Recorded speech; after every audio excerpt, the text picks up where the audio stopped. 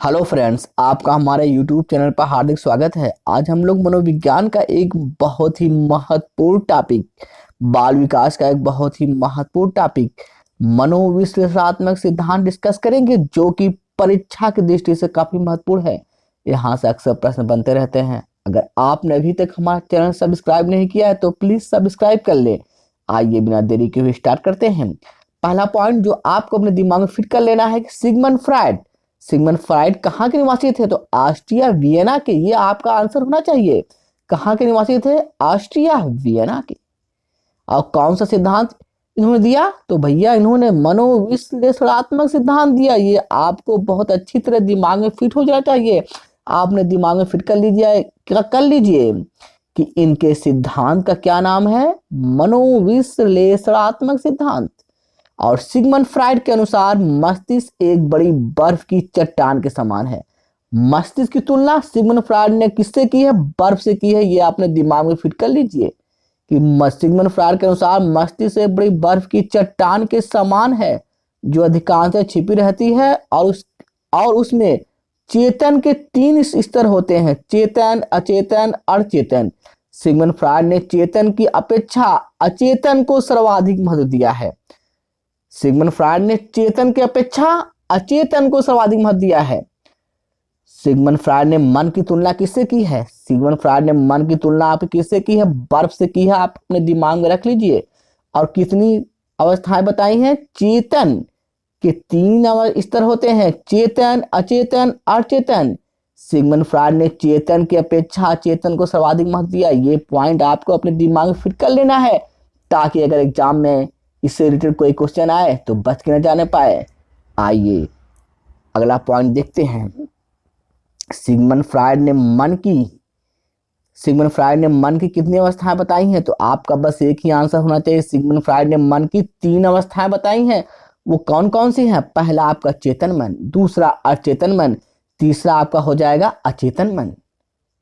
चेतन मन इसका संबंध वर्तमान से होता है।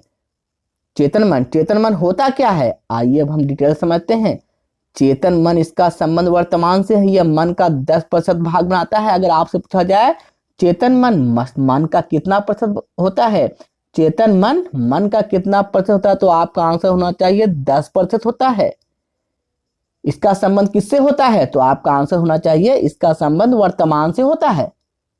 इसमें क्या आता है? इसमें समस्त अनुभव, इच्छाएं, प्रेरणा, संवेदना आदि आती हैं, जिनका संबंध वर्तमान से होता है। किशोरावस्था की विशेषता होती है। मतलब चेतन मन क्या है? चेतन मन, जैसे मैं ये वीडियो बना रहा हूं और ये मेरा आप वीडियो देख रहे हैं, ये चेतन है। मैं आपको समझा रहा हूं, आप समझ रहे हैं, ये चेतन है। जो हम वर्तमान में कर रहे हैं। जैसे मैं आपको समझा रहा हूं चेतन मन क्या है, तो यह चेतन मन है। आप समझ रहे हैं तो चेतन है। जो आप वर्तमान में कर रहे हैं वो आपका चेतन मन है। बस आपको अपने दिमाग में ये चीज फिर रखना है कि चेतन मन हमारा वर्तमान होता है। जैसे मैं आपको समझाने की कोशिश कर रहा हूं, समझ रहे हैं, तो ये चेतन है। मैं वीडियो बना रहा हूं और मेरा वीडियो देख रहे हैं इस समय, तो ये चेतन है। आइए अब अर्धचेतन के बारे में डिस्कस करते हैं कि अर्धचेतन होता क्या है। अर्धचेतन यह चेतन एवं अचेतन मन के मध्य की स्थिति है। यह मन की वह स्थिति होती है जिसमें व्यक्ति याद की हुई बातों को भूल जाता है, अचानक रुक जाता है, अटक जाता है तथा हकलाने लगता है तथा दिमाग पर जोर डालने पर वह बातें उसे याद आ जाती हैं। मतलब अर्धचेतन चेतन एवं अचेतन की मन के मध्य की स्थिति है। जैसे आप एक एग्जाम्पल के तौर पर समझ लीजिए, जैसे आपका कोई मित्र जो आपसे 10-15 साल बाद मिल रहा हो, आप उसके साथ कक्षा 5 तक पढ़े हो, तो आपके दिमाग में आता है कि इसका नाम क्या है? रमेश। तो आपको तुरंत याद आता है कि इसका नाम रमेश है। यह बात आपको कैसे याद आई? दिमाग पर जब आपने अपने जोर डाला तब आपको यह बात याद आई कि इसका नाम क्या था? रमेश। बस इसी तरह आप समझ लीजिए कि जो चीजें हम भूल गए हैं, अगर हम अपने दिमाग को जोर डालेंगे, याद करने की कोशिश करेंगे, तो वे चीजें हमें फिर से याद हो जाती हैं। इसका संबंध किससे है? तो इसका संबंध अर्धचेतन से है। बस ये चीजें अपने दिमाग में फिट कर लीजिए। अचेतन मन यह मन का 90% भाग होता है। इसमें दमित इच्छाएं, भावनाएं, मूल प्रवृत्ति, काम शक्ति, ऊर्जा बल होती है। अचेतन मन, यह मन का 90% भाग बनाता है। पहला पॉइंट तो आप यही याद कर लीजिए कि अचेतन मन का कितना प्रतिशत भाग बनाता है? 90%। इसमें कौन सी चीजें होती हैं? दमित इच्छाएं, जो मतलब अनफुलफिल्ड डिजायर, जो इच्छाएं आपकी पूरी ना हो सकी, आपकी अतिरिक्त इच्छाएं, जैसे आप डॉक्टर बनना चाहते थे बन ना सके, आप एक इंजीनियर बनना चाहते थे बन ना सके, आप एक बंगला खरीदना चाहते थे वो खरीद ना सके, जो इच्छा आपकी अधूरी रह गई, जो इच्छा आपकी पूरी नहीं हो सकी, वे सबका भंडार क्या होता है? अचेतन मन होता है। काम शक्ति, ऊर्जा बल कहां होता है? अचेतन मन में होता है। मूल प्रवृत्ति कहां होता है? अगर आपसे पूछा जाए तो अचेतन मन में होता है। मतलब जो इच्छाएं हमारी दबी के दबी रह गई, जो इच्छाएं हमारे साकार ना हो सकी, हम डॉक्टर बनना चाहते थे बन न सके, इंजीनियर बनना चाहते थे बन न सके, तो वे सभी चीजें कहाँ स्टोर होती है? अचेतन मन में। जो हम स्वप्न देखते हैं वो भी किसका पार्ट है? अचेतन मन का। ये आपने दिमाग में हमेशा के लिए फिट कर लीजिए। सिगमंड फ्राइड ने व्यक्तित्व को कितने भागों में बांटा है? मोस्ट इंपॉर्टेंट, ये परीक्षाओं में बहुत बार आया हुआ है कि सिगमंड फ्राइड ने व्यक्ति को 3 भागों में बांटा है। व्यक्तित्व कितने भागों में बांटा है? सिगमंड फ्राइड ने व्यक्तित्व को 3 भागों में बांटा। पहला इदम, आईडी, दूसरा अहम, ईगो, तीसरा प्राअहम, सुपर ईगो। आपसे ये क्वेश्चन कई बार परीक्षाओं में पूछा जा चुका है कि व्यक्तित्व को 3 भागों में किसने बांटा है? इदम, अहम, प्राअहम का कंसेप्ट संपदा किसने दिया है? तो भैया आज की बात भूलिएगा मत, इसका संपदा दिया है सिगमंड फ्राइड ने। आपका बस आंसर होना चाहिए सिगमंड फ्राइड ने। मन व्यक्तित्व को 3 भागों में किसने बांटा है? सिगमंड फ्राइड ने। पहला कौन सा? इदम, अहम, प्राअहम। आइए अब आईडी मतलब पहचान इदम को विस्तार पूर्वक पढ़ते हैं, ताकि अगर इससे रिलेटेड कोई भी क्वेश्चन आए तो परीक्षाओं में बचकर न जाने पाए। आइए देखते हैं इदम। यह सुखवादी सिद्धांत पर आधारित होता है। तो सुखवादी सिद्धांत पर आधारित होता है। अगर आपसे पूछा जाए सुखवादी सिद्धांत पर आधारित होता है इदम, अहम, प्राअहम, तो आपका आंसर होना चाहिए आईडी, इदम। यह जन्मजात होता है, इसका संबंध अचेतन मन से होता है। अगर आपसे पूछा जाए आईडी, इदम का संबंध किससे होता है? चेतन, अचेतन, अचेतन, तो आपका आंसर होना चाहिए अचेतन। यह शैशवावस्था की विशेषता होती है। इसमें सही गलत, उचित अनुचित, नैतिक अनैतिक का ज्ञान नहीं होता। यह किसी भी प्रकार का तनाव नहीं सह सकता था। बिना किसी बाधा के तत्काल आनंद, सुख व संतुष्टि की प्राप्ति चाहता है। अगर आपसे पूछा जाए कि सुखवादी सिद्धांत पर कौन सा व्यक्ति आधारित है, आनंद की प्राप्ति कौन करना चाहता है? इदम, अहम, प्राअहम, तो आपका बस एक ही आंसर होना चाहिए इदम। इदम का मतलब यह है कि मुझे ये चीज चाहिए तो चाहिए। जैसे मुझे बाइक चाहिए तो मुझे बाइक चाहिए, चाहे मुझे चोरी करना पड़े, बस मुझे बाइक चाहिए। चाहे वो कार गलत हो चाहे सही हो, मुझे इससे नहीं मतलब, मेरी इच्छाओं की पूर्ति होनी चाहिए। ये इदम है। मुझे बंगला चाहिए तो बंगला चाहिए, कहां से आएगा मुझे इससे नहीं मतलब, मुझे बंगला चाहिए। मुझे बाइक चाहिए तो बाइक चाहिए, चाहे चोरी करके लाए चाहे कहीं से लाए, बस मेरी इच्छाओं की पूर्ति होनी चाहिए। इसका सिर्फ इससे मतलब है। सही गलत, उचित अनुचित इदम नहीं जानता, बस एक चीज जानता है कि मेरी इच्छाओं की संतुष्टि व पुष्टि होनी चाहिए। वो क्या है? इदम। आइए अगला पॉइंट देखते हैं जो आपका है अहम। अगला पॉइंट आपका क्या है?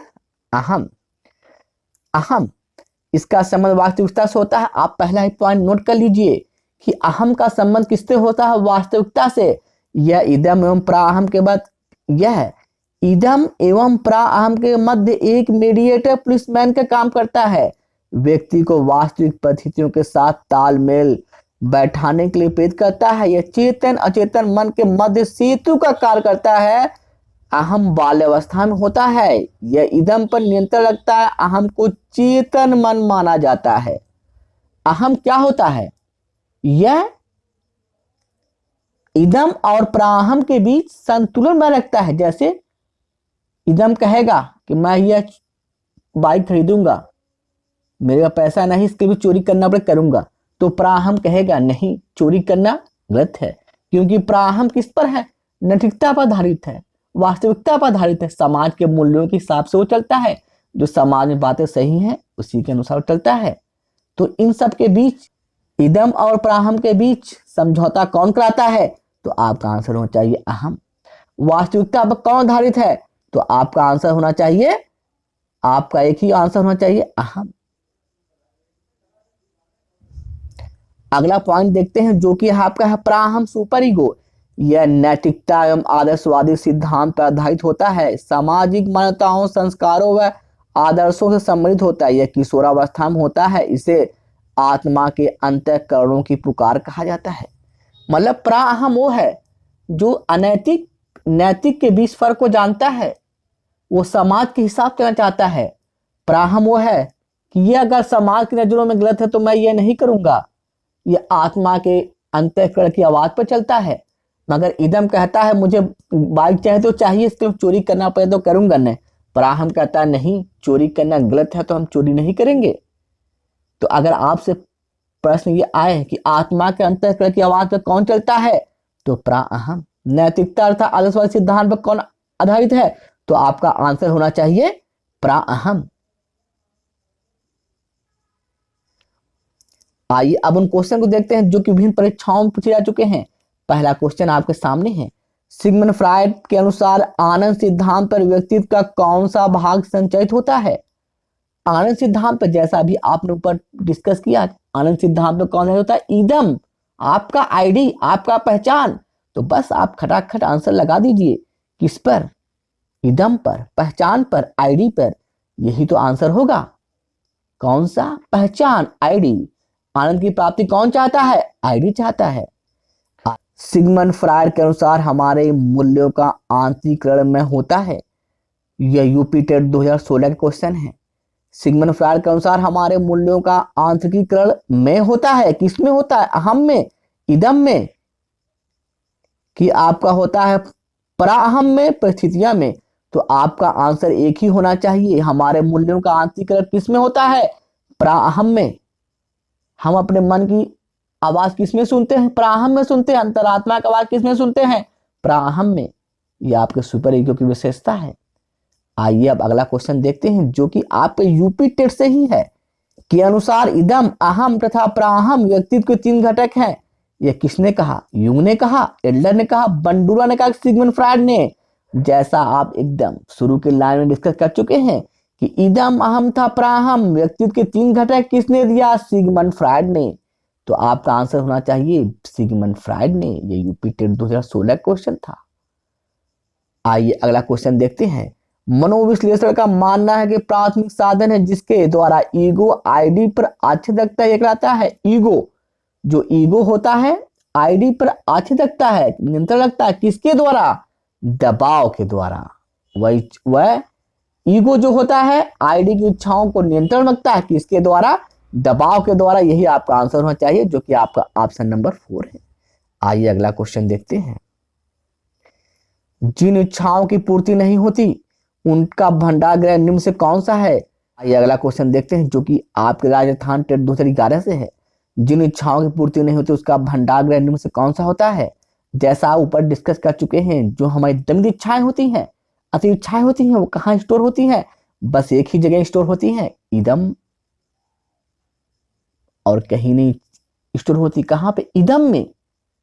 इदम किसका पार्ट है, अचेतन मन का। तो बस आपका आंसर होना चाहिए इदम। हमारी दमित इच्छाएं, अतीत इच्छाएं, काम शक्ति, ऊर्जा, मूल प्रवृत्ति आदि सभी स्टोर होती इदम में, जो कि आपके अचेतन मन का ही भाग है।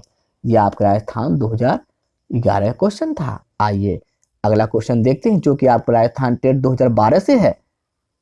एक संतुलित व्यक्तित्व है जिसमें एक संतुलित व्यक्ति इदम एवं प्राअहम के बीच संतुलन स्थापित किया जाता है। यही आपका आंसर होगा। पहला ही ऑप्शन सही हो जाएगा। एक संतुलित व्यक्ति वह है जिसमें इदम एवं प्राअहम के बीच अगर संतुलन स्थापित हो गया तो वह एक संतुलित व्यक्तित्व है। अगर संतुलन नहीं हुआ तो वह आपका संतुलित व्यक्ति नहीं है। संतुलन किसके बीच होगा, इदम और प्राअहम के बीच। यही आपका आंसर होगा जो कि ऑप्शन नंबर 1 है।